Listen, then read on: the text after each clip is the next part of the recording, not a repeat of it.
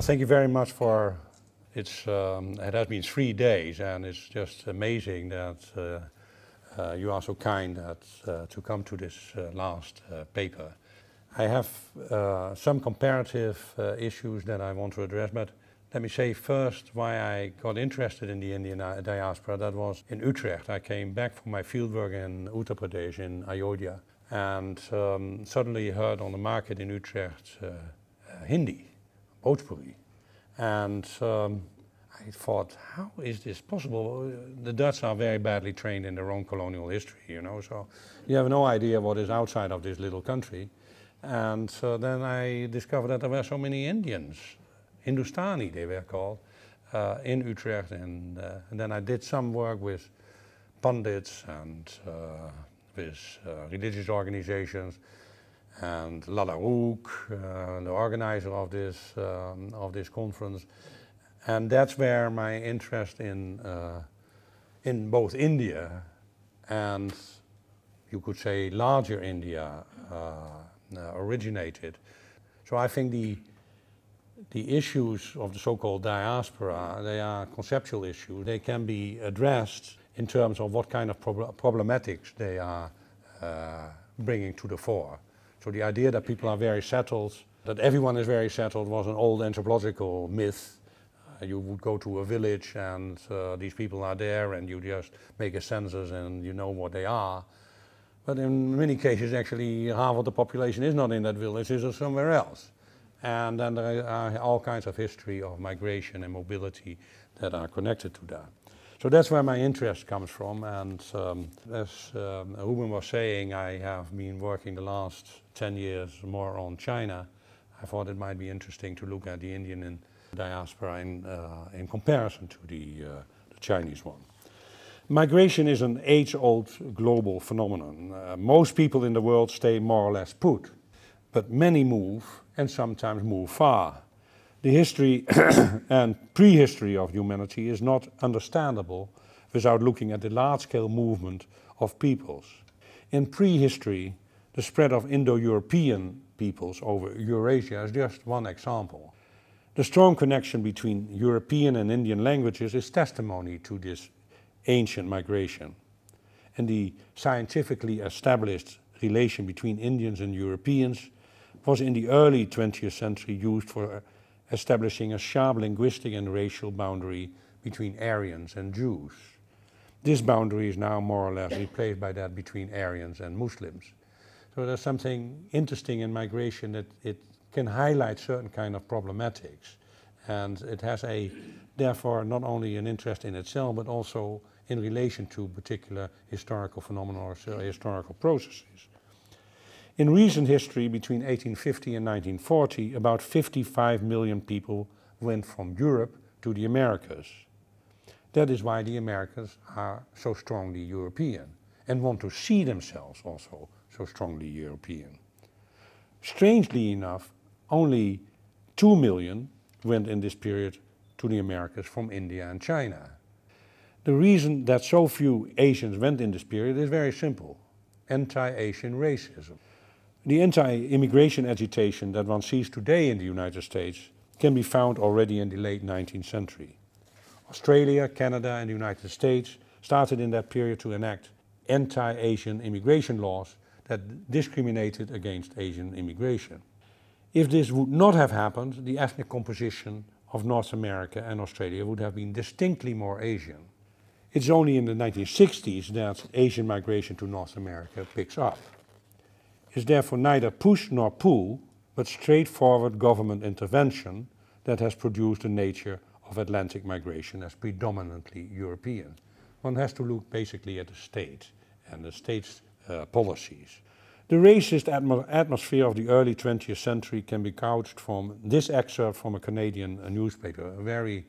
If you cannot stand racism, then you have to close your ears here. And I quote, "The smoke-colored Hindu, exotic, unmixable, picturesque, a languid worker, and a refuge for fleas. We will always have with us. But we don't want any more of them. We don't want Hindu women. We don't want Hindu children. British Columbia cannot allow any more of the dark meat of the world to come to this province, unquote. Well, I think we are now witnessing an era in which many of these kind of statements could be found again. This discrimination of Asians in North America led to a strong national sentiment in the home countries. In Fujian, South China, a region that was and continues to be one of the most prominent sending areas of migrants from China, campaigns were launched in 1905 to boycott American goods. Most importantly, it created a sense that China had to become a strong nation in order to have its migrants treated equally with other migrants. And I think that's actually where much of the importance of migration works. It's actually the nationalism at home that is fostered by migration. The treatment of migrants abroad was seen as a national humiliation. In India, similar feelings added to a growing frustration about British imperial power that did not protect its subjects. Gandhi can be put in that context. National self-determination was clearly the only alternative. One finds in these sentiments both the feeling of a migrant, that it is important for one's identity and honor to come from a recognizable, strong nation. You don't come from some uninteresting place, you come from a civilization, a strong nation, as well as the sense among people at home that the treatment of their fellow countrymen abroad is a matter of national pride. Of course, the nature and shape of the nation still had to be decided in the end of the 19th century. When Sikh immigrants were sent back by Canadian authorities, rumors had it that they had smuggled weapons on board and were ready to overthrow the Punjab government.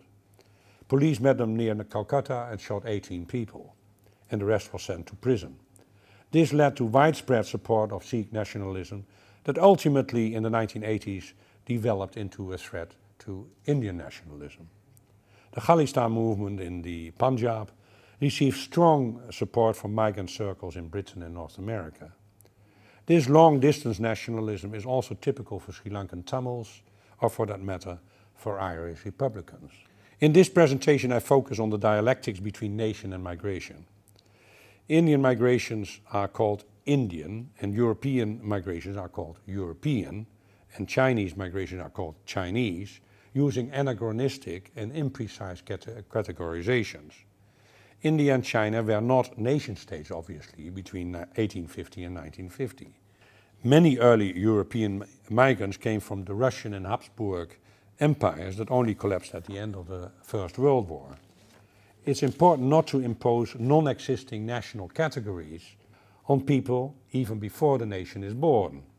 Independent India is only from 1949, and while a nation-state has sovereign borders, the broad geographical category of India has fluid boundaries. I remember meeting a gentleman in London long ago who introduced himself as an Iranian. And when we spoke further, turned out to be from Hyderabad in India, where his family had lived for centuries. One can ask, do Pakistan and Bangladesh belong to India? And what about Afghanistan and Burma? Are the Rohingyas in Myanmar actually Bangladeshis and therefore should be kicked out, as the legitimation is? In short, one cannot use the teleology of the nation state to categorize people. Not only are there, although this is constantly done of course, but from a scientific point of view or a scholarly point of view. Not only are there for the larger part of the history of migration no nation states at the sending end, there are also none at the receiving end. We may for instance say that the Chettiars were going up to Vietnam, Malaysia or Singapore. Vohras, Sunni Vohras were going to Burma. Gujarati Ismailis and Patels were going to Tanzania or Uganda. But we have to realize that these nation states did not exist when they went there. And when these nation states actually came into being, Patels, Bohras, Khoja, Sardars, who had lived there for generations, were kicked out because they did not belong. They had to figure out where to go since the British Empire had crumbled and Little England, Pakistan and India had emerged. Australia, Canada and the United States became the alternative countries for so-called twice migrants. To reiterate the point I want to make, Before the emergence of nation states, we can only use the term Indians as a fluid and flexible categorization. And the same is true for the Chinese, but also for the Germans, for instance. The Germans are the largest immigrant group in the United States. Nobody seems to be aware of this. Or the Italians. States try to make such categorizations more fixed, but even they seem to be confused, as is witnessed by the current definition of the Indian government of people of Indian origin, which would include myself if I would decide to marry an Indian. Very flexible. Considering the fluidity and indeterminacy of history, we are not able to provide all-encompassing understandings of Indian migration and need to go for much more fragmented histories that are not intended to provide a general model or a grand generalization, but might shed some light on the larger phenomenon. Let us therefore examine a few Indian cases and try to highlight their specificity by comparing them with migration from another huge society neighboring China. Everything what I have said about India as a historical category can also be said about China. And my feeling in general is that often the unity of China is exaggerated and the diversity of India likewise. In other words, there's much more unity in India than is assumed and much more diversity in China than is assumed.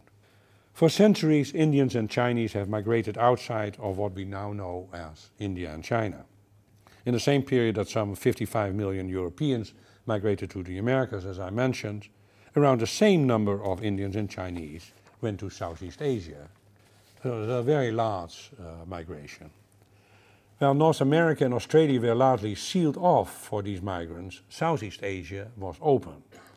Indian and Chinese migration flows meet in Indochina, a French colonial term, but a useful one since it indicates the area where the great civilizations of India and China meet, as well as what is now called Indonesia, or Indian islands. In Laos, Cambodia and the Cham regions of Vietnam, as well as in Hindu Java and Bali, one finds the deep presence of Indian civilization, which includes the thorough impregnation of Malay Islam by Indian Sufism. This is also not really seen as Indic or something, although it is entirely Indic. It is the enormous influence of Indian Islam on the Islam of Southeast Asia. Indian traders would go up to Chenzhou on the South Chinese Sea. You still find the tombs and so on. They would of course also meet their Chinese counterparts anywhere in Indochina. For centuries this has been an area of great connectivity, both along sea and land routes, and it continues to be so. The European trade companies made an end to much of the Indian sea trade in Southeast Asia by attacking and taxing Indian ships. The Dutch have played a big role in that. They allowed these Chinese sea traders to continue, but siphoned off a substantial part of the profits. This is one of the reasons why you don't find an old community in Indonesia, an old community of Indians in Indonesia. You find an old community basically from the 15th century of Chinese. They were all allowed to continue. The British East India Company slowly took possession of the Indian subcontinent, while the Dutch East India Company slowly did the same with the Dutch Indies. It's mercantile capitalism with gunboats and military expeditions that first restructures trade, but later colonizes where the opportunity arises. Colonization did not happen in China, but the Chinese labor and commodities markets were opened up by force in the Opium Wars of the mid-19th century. The British protected and controlled the trade in tea and opium, but its daily operation was in the hands of Indian traders, mostly of the Parsi community, which acquired so much wealth that thanks to it, Parsis are now the largest private real estate owners in Mumbai and have substantial holdings in Hong Kong. They are extremely well established through religious endowments in Mumbai. And this is the direct consequence of 19th century opium trade. Such trading communities as the Parsis, the Bohras and the Khojas, for example, were able to operate very successfully in the context of the emergent empires of the Dutch, the British and the French. Like today, the giants in the diamond trade in the Sindhis in any trade one can imagine. The imperial encounter shapes the patterns of migration before the Second World War in Asia. Often, of course, in the literature, a sharp distinction is being made between migrants who have been moved by force and those who have moved out of free will. Obviously, there is a distinction when violence is involved, when someone threatens to kill you if you don't move. But one has to be very careful with free will. Everyone knows that, right? Since the motivations for migration show a broad spectrum, which have, of course, conveniently been summarized as push and pull. When poverty and land scarcity impel people to move, can that be seen as exercising one's free will? In the British Empire, the regulation of Chinese and Indian coolie labor was officially meant to ensure that every laborer entered the contract freely and voluntarily. This is the legitimation of taking hold of the labor conditions. In fact, it only meant that government systems of indentured labor came into place. It is therefore important to see the wide variety of migration in the world and to try to understand historical and geographical specificities. Tea plantations in Assam were opened with coolie labor from Bihar to compete with tea from China. Tea was not a big commodity in India before the mid-19th century, but became big under imperial conditions. It was very strange for me because when I came to India at the end of the 70s, tea was everywhere and drinking tea was the Indian thing. And moreover, we got Ceylon tea and so on. The Dutch also drink tea, well, Indian tea. Tea was not a big commodity before the mid-19th century. Plantation workers from South India, as you know, were sent to Sri Lanka, and this new system of migrant labor was then used for the other parts of the British Empire, Africa, Fiji, Trinidad and Guyana. It was not limited to the British Empire, however, since Chinese labor went to the new United States to build railroads and Indian labor went to Dutch Suriname. Madras and Calcutta were the large ports for Indian labor. Xiamen on the coast of South China became a treaty port after the Opium Wars and a big entrepot for Chinese labor, especially to Malaysia and Indonesia. Hong Kong Island was ceded to the British in 1842 and Sikhs and Gurkhas became the enforcers of British rule. Chinese migration grew immensely after the establishment of Hong Kong. And Singapore became a big port with huge opportunities for both Indian and Chinese traders. The opium trade supplied the local authorities in Singapore with more than 50% of Singapore's revenue till the 1940s. It's now very funny when you fly into Singapore, there are these warnings, you will be killed if you have any drugs. The whole place has been built on opium. India and China were huge labor suppliers, commodity suppliers, and offered access, of course, to huge markets. And steamships were the technological innovation that furthered the movement of people. Much of the migration was family or lineage-based through surname and hometown associations that arranged tickets, passports, or false identities, and labor opportunities based on credit and remittances. Such networks also exist on the Indian side. Sikhs from the Punjab as well as Muslims from Sylhet in Bengal, Patels from Gujarat, Chettiars from South India are among the best known examples, but there are many more examples. When remittances acquire central economic significance at the places of origin, village and family become a transnational entity. Marriage patterns of the Chinese enable them to marry local wives as second wife, and thus have a bi-local existence. I'm not entirely sure whether this was also happening with the Indians. In such a way, the villages back home and the places of immigration become coextensive. Much of this, I think, can also be found in the Indian diaspora. Not all forms of Indian and Chinese migration show so much agency on the part of migrants. Chinese labor migration in the late 19th century was firmly in Chinese hands, from the recruiting at the sending sites to the employment at the receiving end. The networks that had been established between China and Southeast Asia were now employed to manage the demand for labor. Labor in mines, labor in plantations. These networks, often based on fictive kinship, were deeply exploitative. Chinese workers in the mines of the Dutch Indies were effectively enslaved by being given opium rather than salaries. As pointed out before, Indian labor in the same period was part of the indenture system, contracts with penal sanction, aptly called, I think, by Hugh Tinker, a new system of slavery. At the sending end, it was largely in the hands of Indian jobbers, but at the receiving end, colonial authorities and plantation orders controlled indentured labor. Lalaroog obviously is the name of one of the organizations involved in bringing this conference together.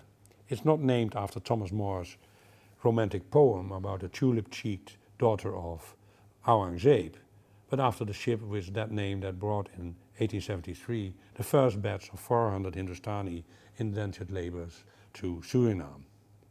Nowadays, around half of these Hindustani, around 180,000, continue to live in Suriname and half in the Netherlands.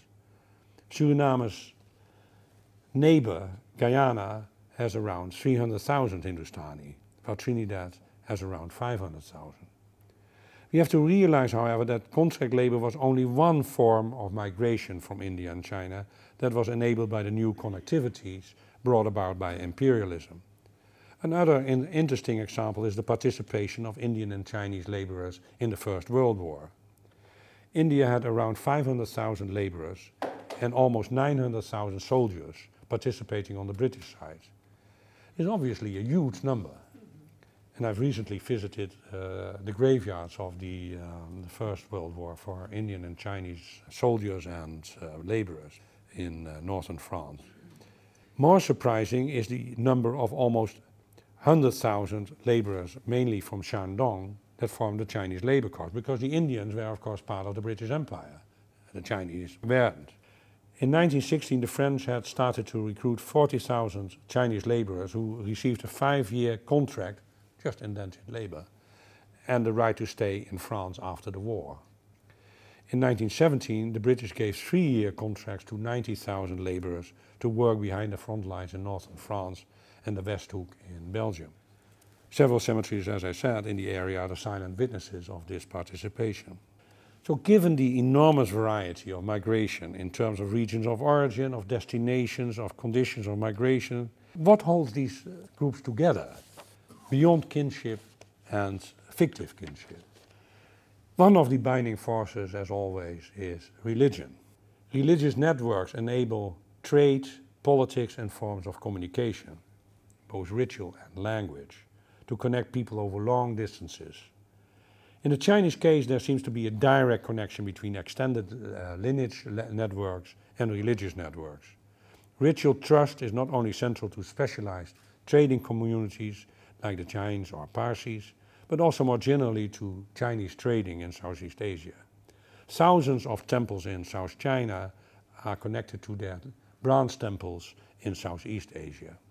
These connections are maintained through portable ritual technologies like incense sharing and portable altars, and enable the transmission of knowledge, funding, labor and trust.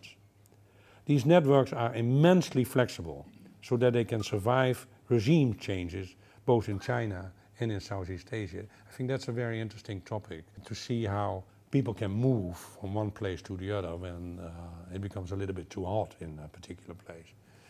The Chinese are a very good example of that.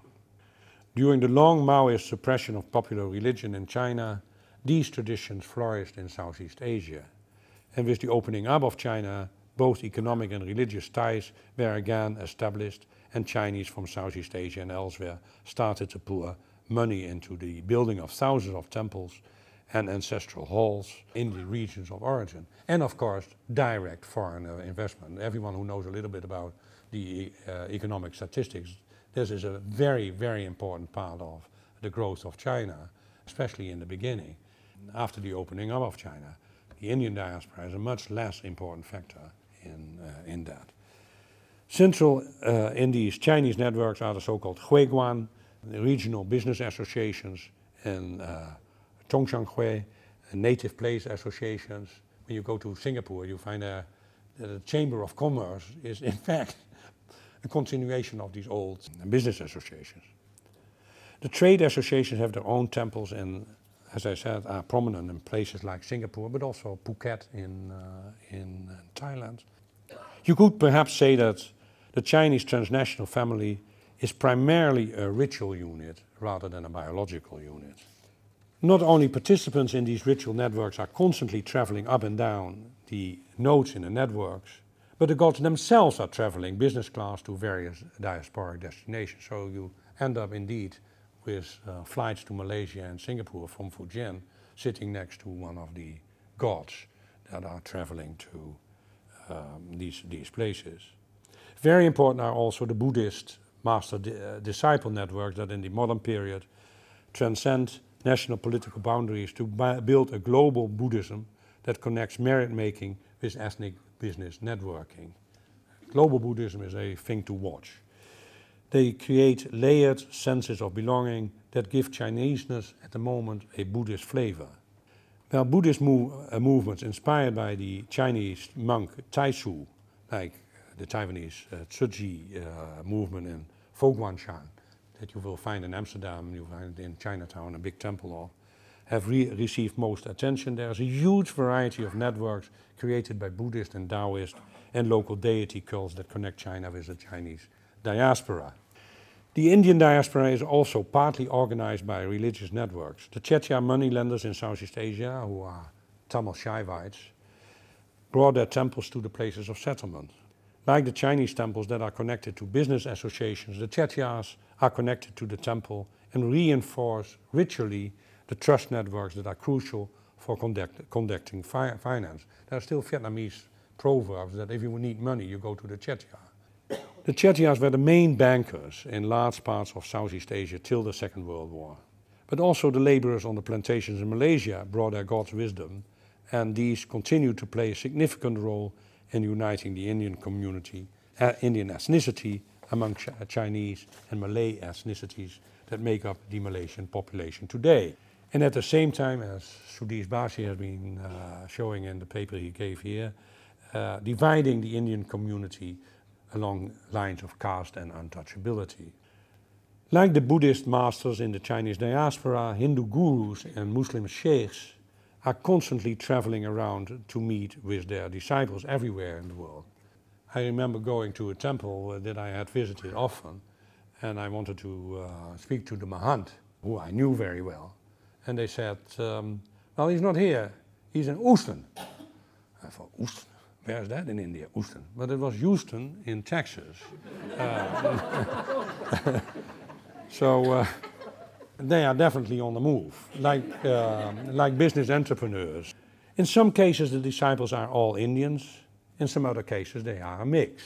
Because of the common use of English by Indians, their appeals tends to be more universal, so they can actually address other populations. Indian spirituality was also more easily absorbable in Western culture because of the long cultural interaction between the West and India. Hindu religious nationalism has also for a long time mobilized migrations abroad and is mobilized by it. This was done by religious movements like the Arya Samaj, the Hindu Mahasabha, the Swaminarayanis, but in the 1960s the Vishwa Hindu Parishad, a branch of the RSS, became a major conduit for transnational activism. The Hindu diaspora played a very significant role in the Ayodhya agitation that galvanized Hindu nationalism in the 1980s and 90s and led to the electoral success of the BJP today.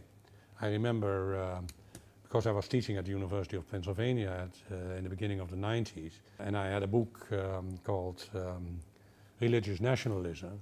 So wherever I would speak in the US and whatever campus, people were forewarned, as it were. So you had all these hecklers. I'm glad this period is over. Hecklers from the audience who would say, well, this is not true, and very different. So it's very active in the US. It was, of course, best symbolized, this agitation, by the sending of Ram Shila, the stones for the building of the temple for the god Rama, after the mosque that was standing on the birthplace of Rama was destroyed. The recent warm reception of Narendra Modi by enthusiastic members of the Indian diaspora in Madison Square Gardens in New York is another example of this phenomenon. Transnational migration produces nationalism in two ways. It creates xenophobia among the people who see themselves as established, but actually not secure in the countries of immigration. And these include both the middle and working classes. This fear leads to forms of nationalism that emphasize the defense of the nation against the threatening immigrant. So Dutch people know exactly what is going on when you say such thing. This can be witnessed everywhere and at all times, from anti-Bangladeshi agitation in Mumbai to anti-foreigner agitation in the Netherlands. The imposition of a negative identity also enhances the nationalist sentiment among migrants. Those who had not really thought of themselves as Indians before migration may become then Indians in the diaspora. In other words, to conceptualize India as a nation, it is good to be outside of India. This can be illustrated by the experience of Gandhi in England and in South Africa, where he encountered the racism with which Indians were treated within the British Empire. The demand for Hind Swaraj comes out of this experience of xenophobia and racism, and that it was really at the heart of the British Empire. Today everyone is caught up in the maelstrom of new nationalist fervor caused by the disruptive forces of globalization. Indians are killed in Texas by xenophobes, Sikhs are attacked in Canada because with their turbans they seem to look like, from some idiotic perspective, to be Muslims. Chinese are attacked in Paris. Nobody fully escapes from this violent enthusiasm, but striking is the hybridity of the desire for national purity. The partner of Alice Weidel, the leader of the Alternative für Deutschland, so the new party that has come up in Germany, the partner of the leader is an adopted Tamil woman from Sri Lanka. The Dutch ultra-nationalist politician Geert Wilders is what the Dutch call an Indo-European, half Indonesian.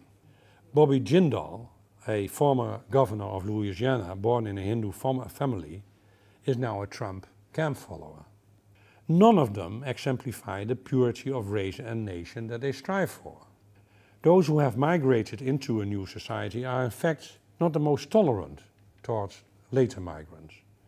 At the most basic level, the question is, how are others coming to one's house or neighborhood defined as either guests or enemies? At the local level, one sees a rather simple mechanism of opposing established to outsiders. And we can give many ethnographic or journalistic examples of this mechanism.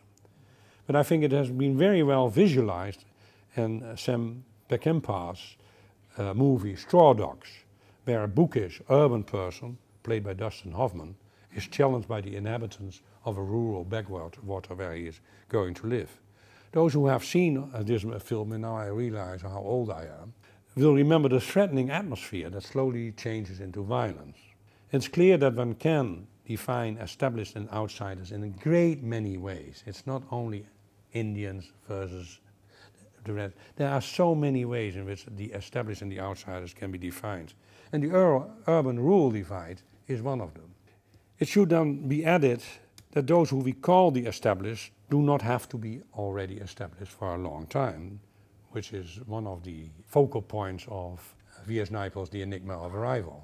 He finds out that actually nobody had arrived very early there. On the contrary, they may in fact just have arrived, but by that very fact regard newcomers as even more threatening. This explains why earlier immigrants, from whom empathy is actually expected, since they were, so to say, in the same boat, just a boat earlier, are often not very welcoming to new migrants. You see that with Chinese in Vancouver, for example, really very interesting. New Chinese are really not very liked. I would not be surprised if Hindustanis are against the new migrants, that they would vote for Wilders. I have no evidence for this, but I would not be surprised by it. The new immigrants themselves, when they belong to the same cultures that the old immigrants belong to, may also feel puzzled by the strange mix of preservation of old customs and the lack of ideologization of beliefs and practices. Such bewildered interactions can be observed during encounters of old Indian communities in Malaysia and Singapore with new Hindu immigrants who bring new skills and values. Mostly they are IT workers and in the financial sector, but they also bring Hindu nationalism. So it's a very interesting kind of to look at the response of the old migrants to these new forms of migration and what they bring. At the local level, we therefore deal with daily interactions that can be described and interpreted by ethnography. When we move to the national and international levels, however, we deal with abstractions in determining the established and outsiders.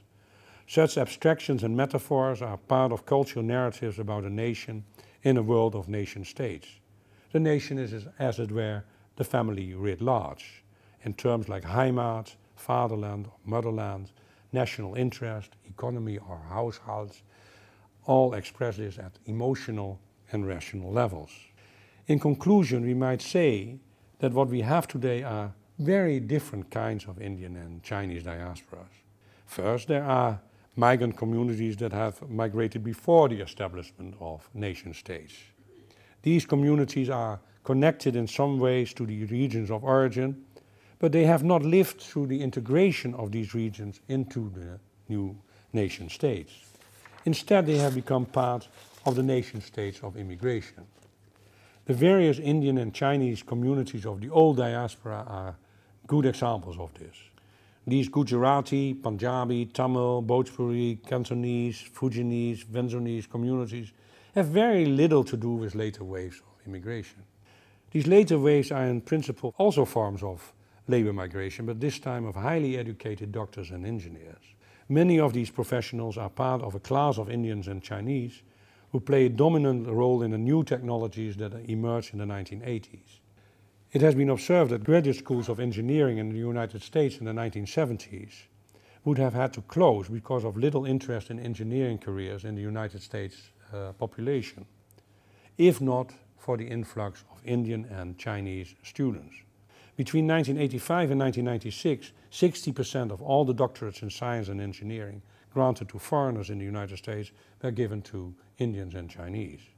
And this influx was obviously made only possible by the Immigration Act of 1965 in the US that allowed for much greater quota for immigration of highly trained and qualified professionals. The Immigration and Nationality Act of 1990 tripled the number of visas granted on the basis of occupational skills. And this explains the craze for green cards in India. So, you want to marry me? Do you have a green card? Oh, I have a green card, do you want to marry me? These are not very particularly Indian or cultural things, these are state-engineered processes. Well, their education was earlier, the education of these doctors and engineers was earlier part of the development programs of the newly independent nation states. Nowadays, many young Indians and Chinese go to study abroad. The earlier stage was actually rather ironic. Nehru in the 1950s established all these programs, especially for technology, for engineering and for medicine. India needed doctors and engineers.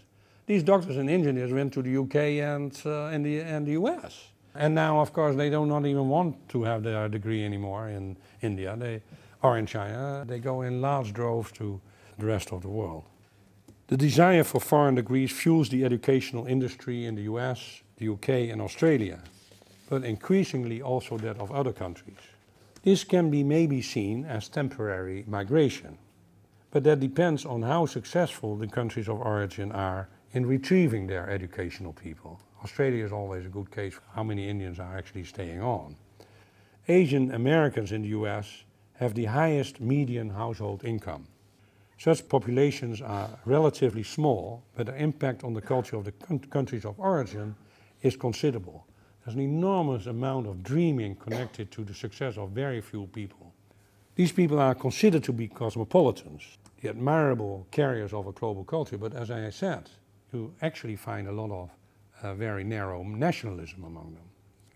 In the University of Pennsylvania, where I taught, you have the Wharton School, which is a big business school. The Indian professors at this, because I of course had many dinners with every Indian on the campus, turned out to be enormous Indian nationalists and had the idea that because they were so good in the Wharton School, they must also be very good in changing India, which I think both sides of this whole thing is not really correct. They are not actually doing very good business programs also, definitely not able to make models for a country like India. To brand these diasporas, varied as they are, as marginal and poor, is clearly beside the point. Among the new refugees in Europe, there are poor and marginal people, also from South and East Asia. But at the same time, as you know, there are many others, successful entrepreneurs, doctors, engineers, scholars. What connects them are their places of origin, their ethnicity, and sometimes their religion. But what does not connect them is class. Ultimately, it is the mix of all these criteria that shapes diaspora communities that are in many ways undefinable. Thank you.